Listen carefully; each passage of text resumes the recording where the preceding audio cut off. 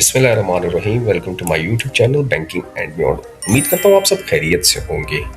आज मैं आपके लिए जो वीडियो लेके आया हूँ वो है बैंक ऑफ पंजाब के हवाले से।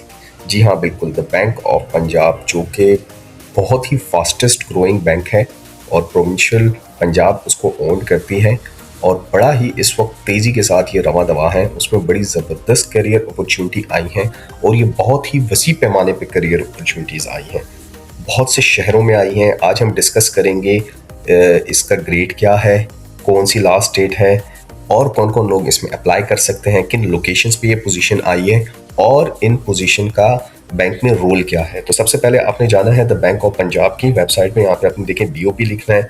बैंक ऑफ पंजाब की ऑफिशियल वेबसाइट है। हमेशा जब भी अप्लाई करें कोशिश किया करें कि ऑफिशियल वेबसाइट देख के किया करें, क्योंकि बहुत से लोग होते हैं वो आपको फेक जगहों पे अप्लाई करवा देते हैं, बाद में आपसे पैसे मांगते हैं और इसके अलावा जो है तो आपका डाटा लीक हो जाता है।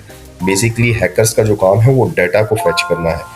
तो हमेशा जब किया करें तो बैंक ऑफ पंजाब या कोई भी इदारे में आप अप्लाई करते हैं तो ऑफिशियल वेबसाइट के थ्रू ही किया करें। किसी को पैसे दे के बैंक में जॉब नहीं होती है, याद रखें।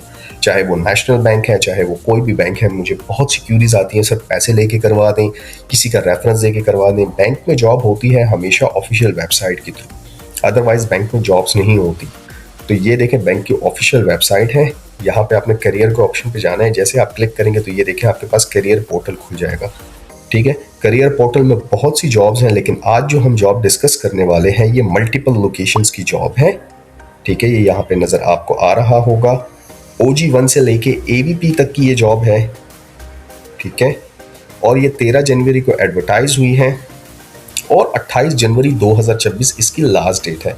यहाँ पे जब आप क्लिक करेंगे तो फिर ये अप्लाई के ऑप्शन पे आपको लेके जाएगा। लेकिन ये जॉब है किस चीज़ की, थोड़ा सा हम इसको पहले देख लेते हैं। देखें ज़रा, ये जॉब 900 प्लस का इसका नेटवर्क है इस वक्त बैंक ऑफ पंजाब का, माशाल्लाह। ये देखें, ये SME division consumer banking group है इनका। इसमें ये जॉब आई है relationship manager, SME small medium enterprises, senior relationship manager, SME conventional consumer banking group, ये इनका ग्रुप है।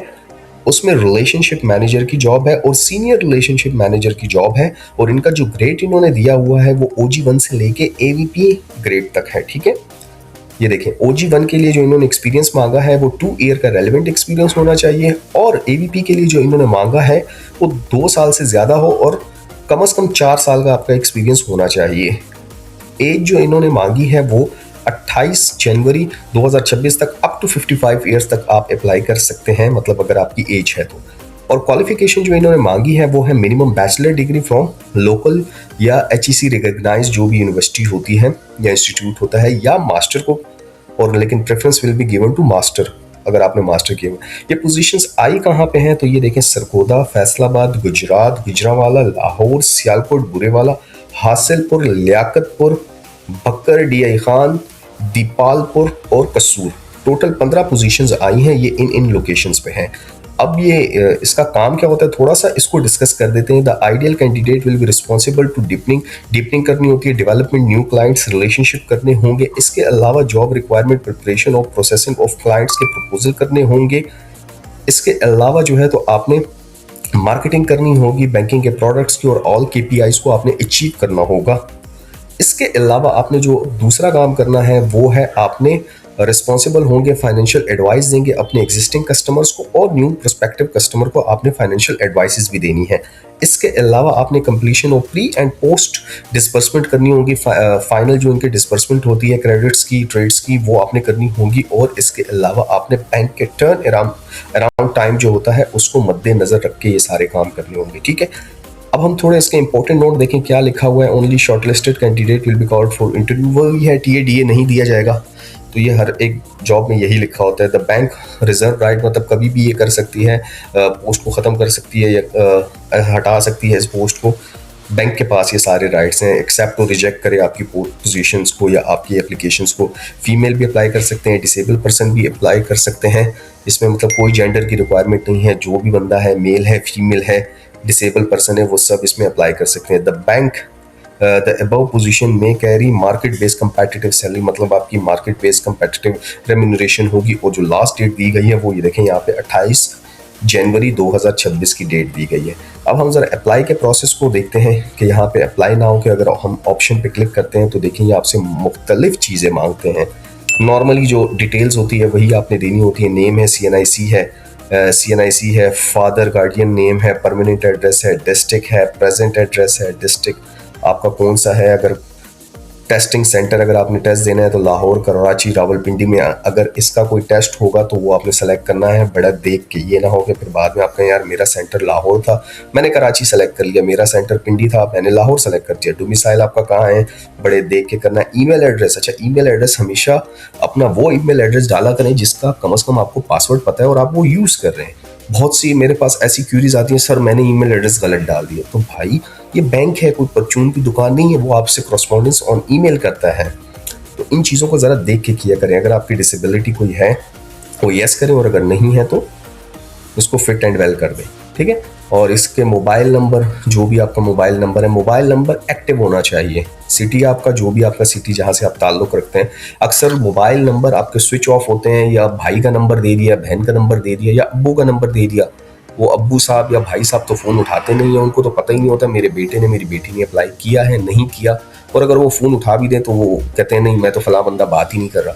तो ज़रा इन चीज़ों को आप प्रोफेशनली हैंडल किया करें, क्योंकि आप बैंक में जॉब कर रहे हैं या बैंक में अप्लाई कर रहे हैं।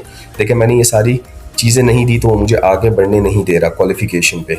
तो डेफिनेटली नॉर्मली जो प्रोसेस होता है, ये सारी चीज़ें इंटर करने के बाद आपने क्वालिफिकेशन भी देनी होगी, प्रोफेशनल क्वालिफिकेशन। अगर आपकी नॉर्मल क्वालिफिकेशन से हट के कोई चीज़ें हैं, एक्सपीरियंस अगर आपका कोई है, रिलेशनशिप का मतलब यही है कि बैंक में आपको कोई जानने वाला है या नहीं है। और रिज्यूम आपने फाइनल अपनी रिज्यूम मतलब CV यहाँ पे सबमिट करनी है, और नेक्स्ट नेक्स्ट करके आपने यहाँ पे सबमिट कर देना होगा। और ये यहाँ पे आपको congratulation you have apply for this job ये लिखा आ जाता है, ठीक है। तो ये सारा एक प्रोसेस है। आपको समझाने का मकसद सिर्फ यही था कि आप देख के अप्लाई करें, तरीके से अप्लाई करें, और अगर चीज़ों की आपको समझ ना आए तो आप पूछ लिया करें। आप कमेंट सेक्शन में पूछ सकते हैं। मेरी कोशिश होती है कि मैं हर बंदे को कमेंट सेक्शन में जवाब दूँ, मेरी 99% कोशिश होती है। और आप अगर कमेंट्स मेरे देखें भी तो मैं उनको कमेंट्स में जवाब दे रहा होता हूँ। तो अगर आपकी भी कोई क्यूरी है तो डेफिनेटली आप पूछ सकते हैं।